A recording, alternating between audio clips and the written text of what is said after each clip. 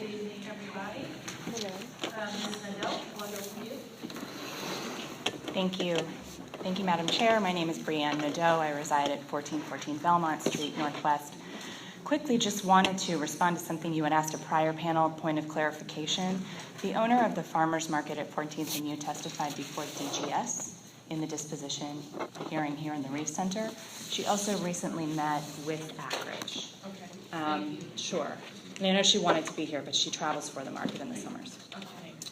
I also wanted to, in addition to my testimony, just remind all of the council members that they should have received a petition from more than 600 residents in the area who offered the following statement.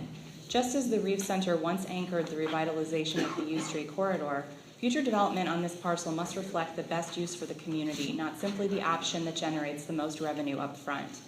U Street is a thriving nightlife corridor, with 14th and U Streets being an important crossroads for the entire city. Without a true commercial anchor and versatile community space, our retailers and other daytime businesses will continue to struggle and disappear. Our corridor currently has adequate residential development. At 14th and U, we desperately need development that will provide daytime foot traffic to our neighborhood and businesses. We, the undersigned, call on Mayor Gray and the entire DC Council to set the terms of the transfer to Akridge to specify commercial and community space as the primary designated uses for the building and lot, reserving office space within for entities such as the Office of Latino Affairs, the LGBT Center, the DOES Career Center, and the U.S. Post Office, as well as public community space. We also have a preference for a design that creates that sense of place, continuing the vital, connected streetscape, also allowing for community interaction, maximizing the footprint usage at the ground level. This is a critical opportunity to create a versatile and engaging hub for healthy neighborhood activity at that corner, including public offerings such as the farmers market, public seating, and gathering space. As for my own testimony, which I will now condense given that you have it in writing, my testimony is in support of the legislation that would provide an opportunity for the revitalization of 3 neighborhoods, provide a permanent home to our soccer team, and has the potential to further transform a space that has played an important role in the development of the U Street corridor. As former chairperson of ANC 1B, I believe the redevelopment of the Reef Center site provides a chance to address issues we have grappled with as a community for many years now. As our corridors continue to develop, its abundance of residential properties do not fulfill the need to create 18-hour foot traffic to support our retailers and other daytime businesses.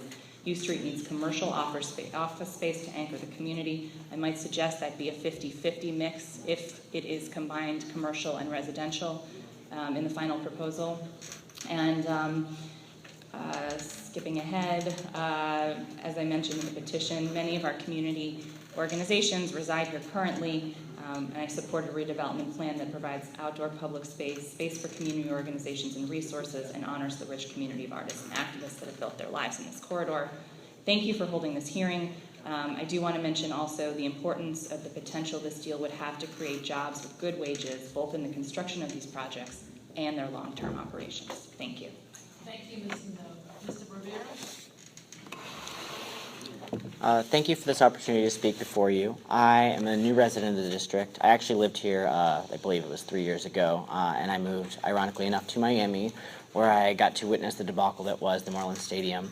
There's still a lot of animosity involving that deal, and I personally am not seeing the parallels that people keep bringing up, having been someone who's dealt with that specific development firsthand. The stadium that we're talking about building now is a stadium that is fully financed by DC United and its ownership.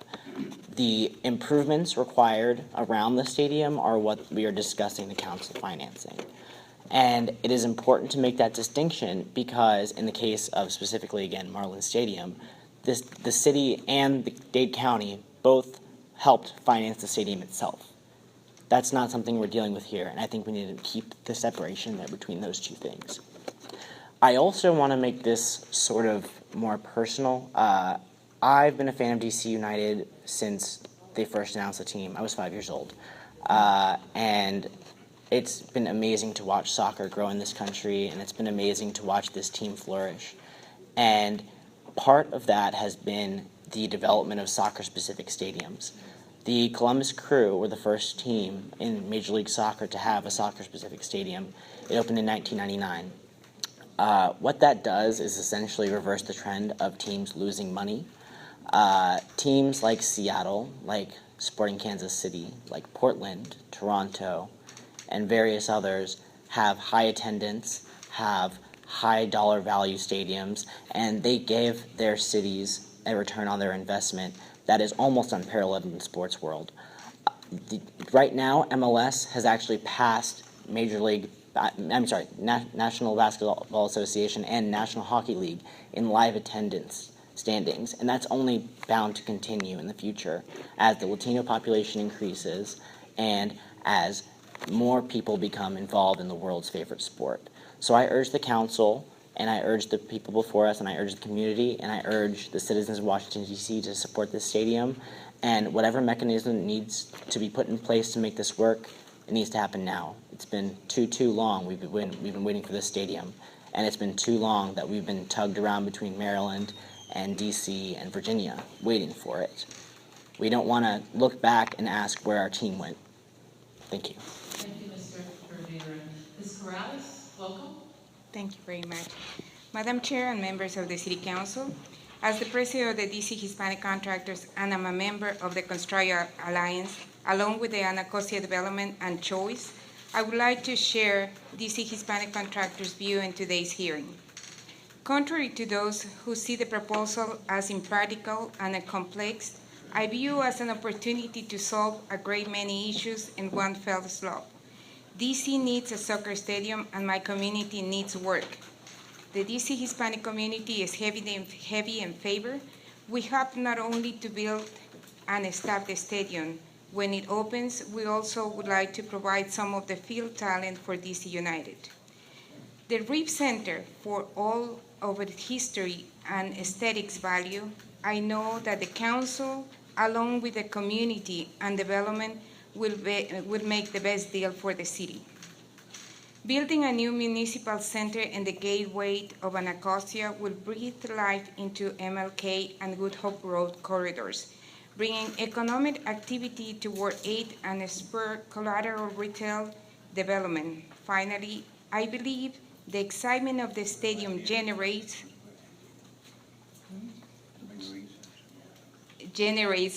will convert the area where Anacostia and Potomac rivers converge into a world-class attraction comparable to the river walks in San Antonio and the harbor of Baltimore.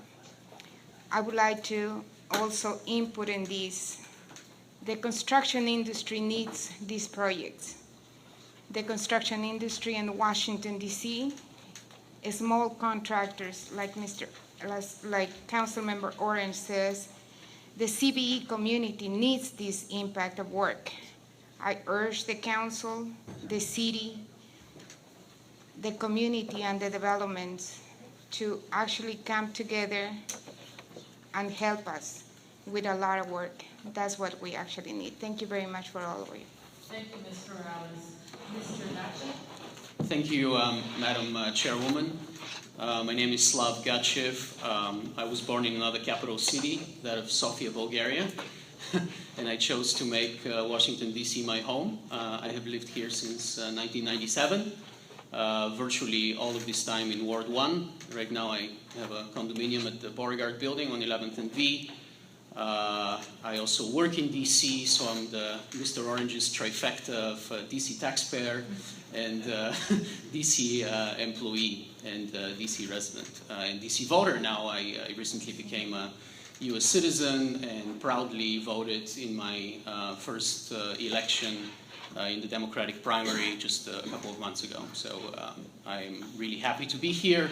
And I work in international development and project finance, dealing with infrastructure projects like this one around the world, and have traveled around the world. And I'm happy to report the wonderful reputation that the District of Columbia has as a world-class city, and the contribution of DC United towards that reputation, because people around the world, as this is indeed the world's favorite sport, are aware of DC United, and that brings these intangible advantages that Mr. Orange cannot, and I cannot put in my spreadsheets, the intangible advantages of reputation, of civic pride, of coolness factor that brings the millennials, the young and creative people to this town so that they can contribute to its vibrancy. But let me step back from the global and the macro to the very local and the micro, and say that as a resident of 11th and V, I would be really pleased for this corner to be redeveloped, and I think that this very elegant solution which is being proposed solves several problems at the same time. It results in development in Buzzard Point, and also it would help with the redevelopment of this building, which needs a lot of help, and this corner needs a lot of help. And Oak Ridge certainly can be encouraged to do the right thing and preserve the best elements of these blocks, such as the farmers market, the post office, things that people care about. But we don't have to start from scratch. We don't have to commission a new RFP, because that would torpedo the deal.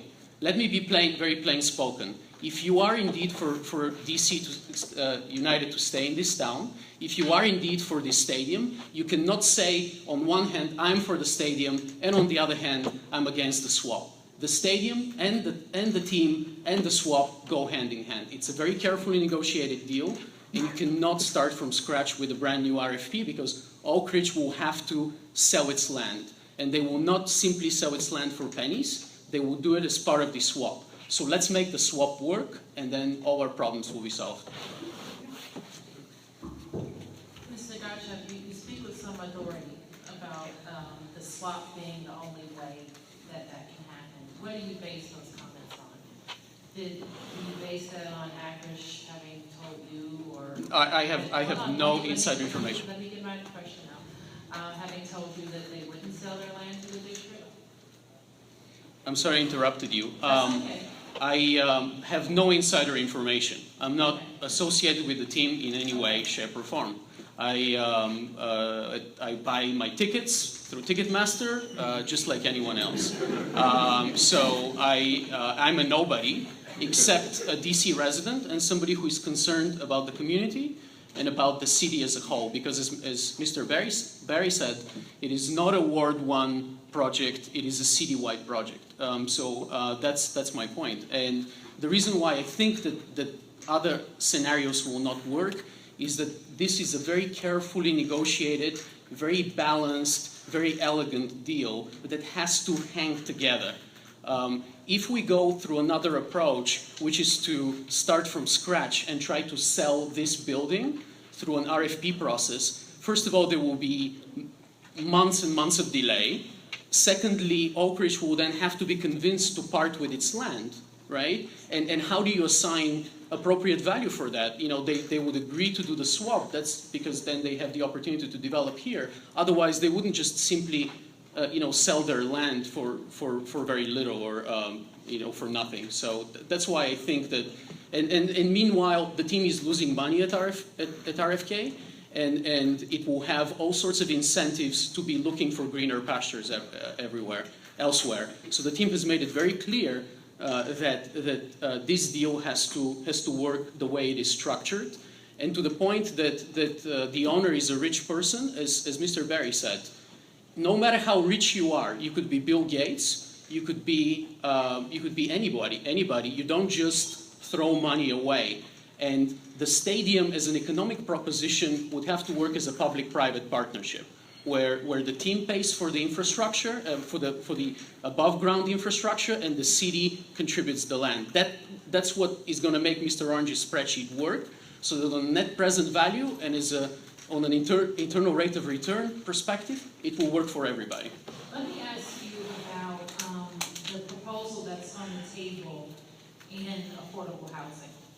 Do you think that the city should pursue more affordable housing at this site at 14th and U? I think the city can mandate certain things vis-a-vis Oak Ridge, right? So long as it doesn't mandate so much as to create a poison pill, right? And to kill the goose that lays the golden egg. So you can mandate the farmers market, the post office, the gay and the lesbian center, and you can mandate certain units of affordable housing, so long as then it makes economic sense for Oak Ridge to continue with the development of the center.